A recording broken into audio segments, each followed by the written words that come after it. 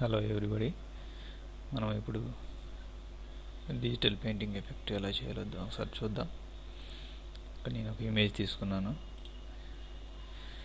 Image unlock చేయండి. Okay, ఇమేజ్ని duplicate చేయండి. ఓకే, కాపీ చేసేసాను.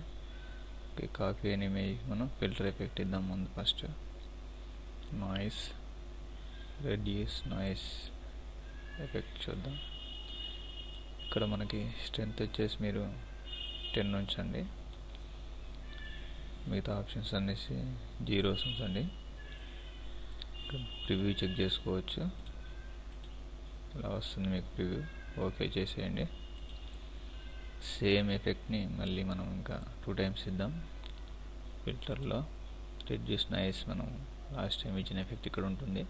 కంట్రోల్ F ప్రెస్ చేసినా వచ్చేస్తుంది రెడ్యూస్ నాయిస్. ఓకే, మళ్ళీ ఇంకోసారి ప్రెస్ చేస్తాను, కంట్రోల్ F.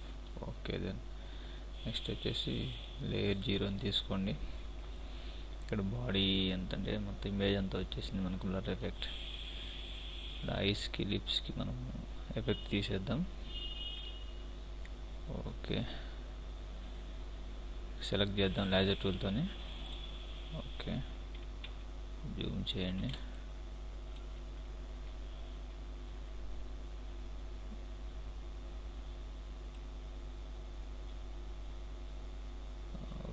ఐస్ వరకు సెలెక్ట్ చేసేయండి. అంటే ఇక్కడ ఫెదర్ 3 pixels ఉంది, అందుకే ఇట్లా కవర్ అయింది. Okay,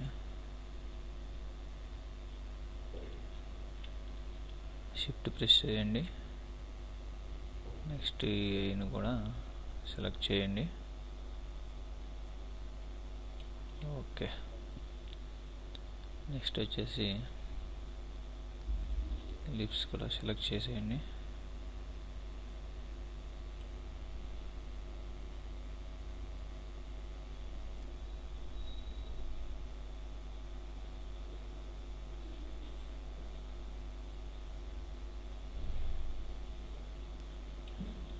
okay, right.